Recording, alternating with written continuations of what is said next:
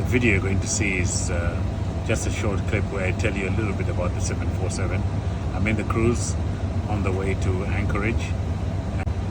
It's just a bit of a chat in flight on the 747-8, but I hope you like it. And then CHKL is the checklist page, which you saw. So I'll just go through the pages. So the first one, engine page, and brings up there. We've got N1, which is the normal rotation, EGT, exhaust gas temperature. But once I select that page, it also gives us the current duct pressure coming through from the bleed through the pack system. And then we've got cabin altitude. So even though we are flying at 33,000 feet, the cabin is as if we are on the ground somewhere at 4,700 feet. If we fly higher, that will also climb to a certain altitude. It might go up, if we went up to 350, it might go up to 4,900, or it might be 5,000 feet. So we would be breathing air as if we were on the ground, say in Nairobi, which is 5,000 feet above sea level. Now what happens, I'll tell you a little bit about the body. When you're at a higher altitude, the body demands a certain amount of oxygen. If you're at 5,000 feet, the body automatically breathes faster. You breathe much faster in order to take in the same amount of oxygen for normal activities, whether sitting down or walking.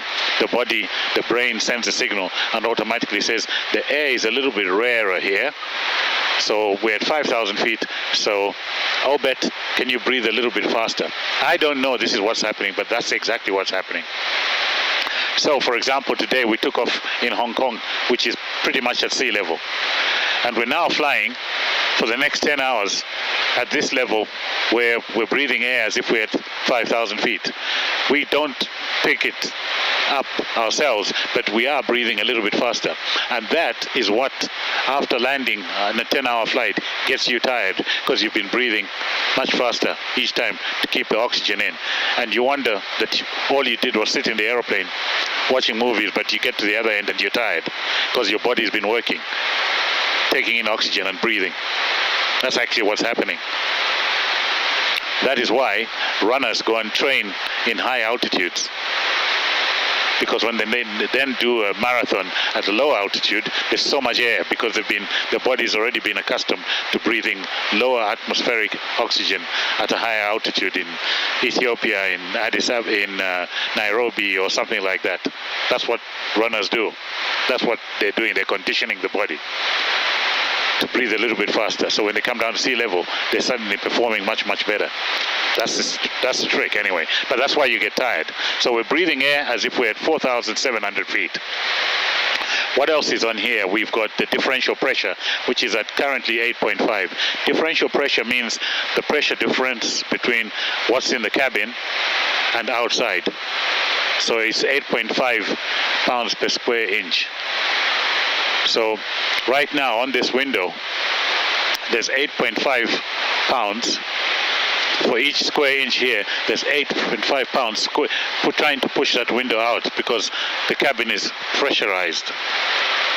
So when you lose cabin pressure, when they tell you you've lost cabin pressure, if that happens, oxygen mass will drop. What happens is the air inside the aeroplane escapes and wants to equalize with the lower pressure outside. And the lower pressure outside isn't a lot of oxygen, and you need oxygen to breathe. Similar to climbing up Mount Everest, very few climbers actually get there without oxygen tanks. When they get to the top, as they get higher and higher, they start putting on oxygen or breathing oxygen to keep them going. So that's what's happening. So when they say in case of a depressurization, or some airlines are now saying decompression, which I actually don't like, because it's not really a decompression, because decompression has something to do with deep sea diving, and you go into decompression chamber in case you come up too quickly and you get the bends. That's more decompression, but lots of airlines are now saying decompression. That's fine. It's actually depressurization.